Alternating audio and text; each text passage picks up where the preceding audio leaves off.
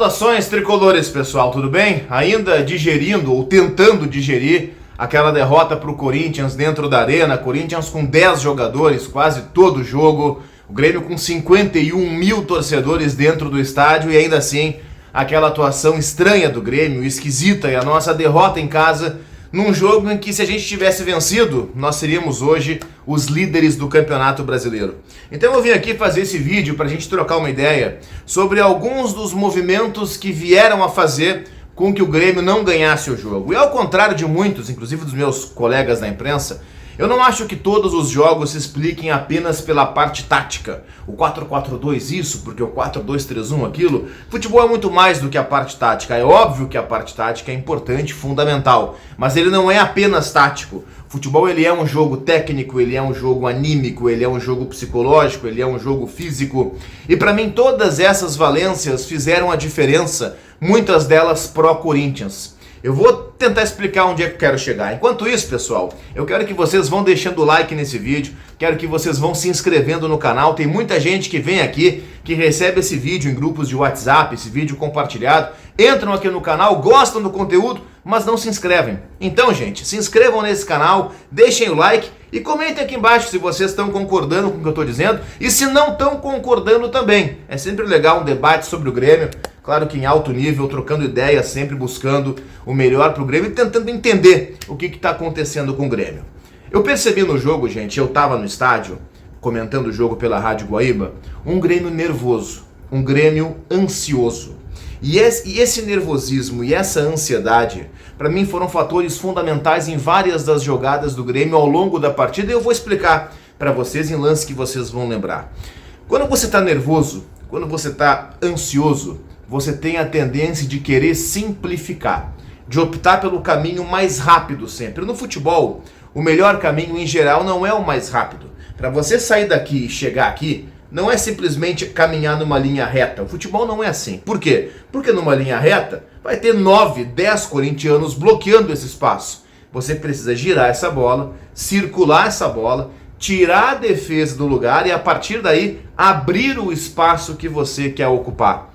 E o Grêmio não conseguiu fazer isso. Por questões táticas? Sim, óbvio, também por questões táticas. O Grêmio não conseguiu abrir a defesa do Corinthians em vários momentos. Mas mesmo nas ocasiões em que o Grêmio conseguiu, e foram raras essas ocasiões, o Grêmio não aproveitou por conta da ansiedade. Exemplo, o lance do Galdino, primeiro tempo ainda, que ele recebe uma bola por trás da zaga, foi rigorosamente igual ao lance do Galdino contra o Botafogo. É verdade que diante do Botafogo, o goleiro deu o canto, ele bateu e fez o gol. Contra o Cássio, ele mal olha para a goleira e ele resolve chutar do jeito que ela veio em cima do Cássio, que é muito grande, é malandro, experiente, fechou o espaço e pegou firme aquela bola.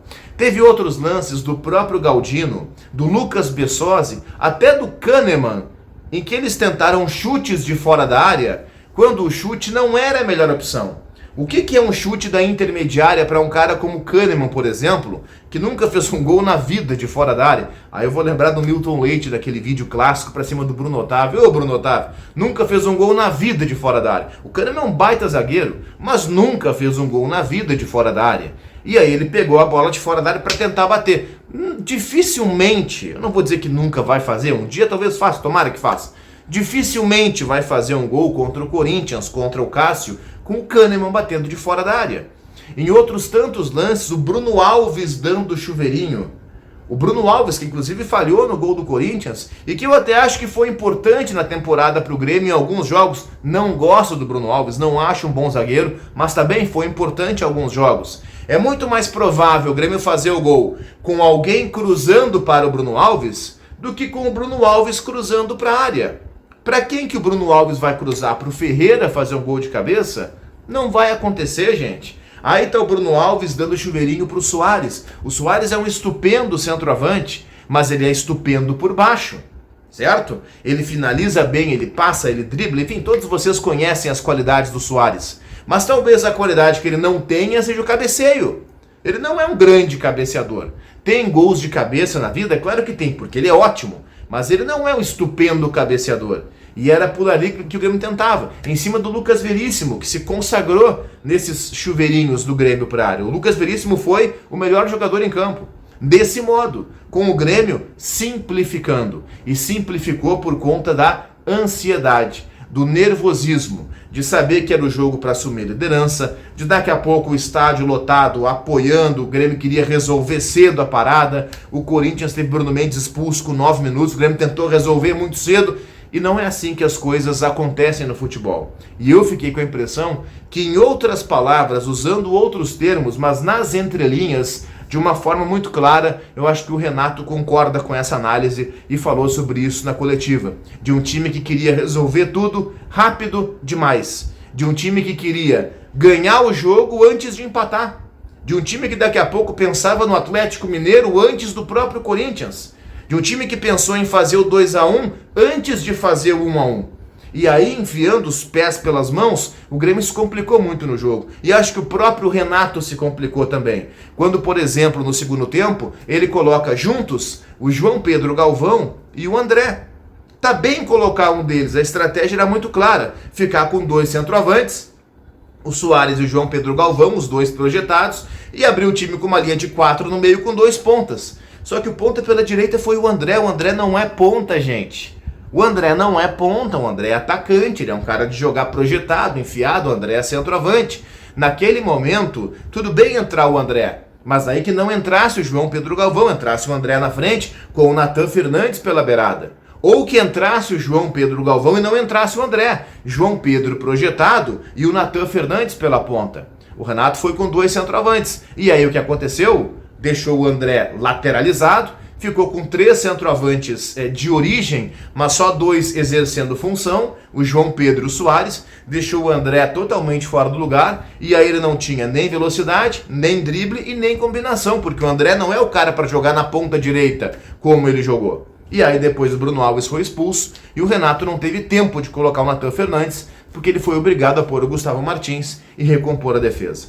Então, gente, além dos aspectos táticos, o Grêmio foi um time nervoso. O Grêmio foi um time ansioso, um time que aparentou não ser acostumado com jogos decisivos, o que me deixou muito decepcionado, porque 3 dias antes o Grêmio teve um jogo decisivo e ganhou da forma como ganhou do Botafogo no Rio de Janeiro.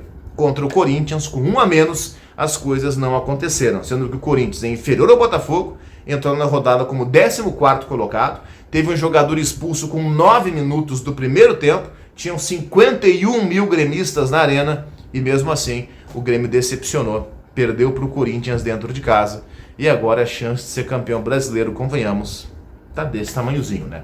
Vamos ver, vamos seguir, vamos torcer, mas ficou realmente, infelizmente, muito complicado. Deixem o like no vídeo, se inscrevam no canal e comentem aqui embaixo.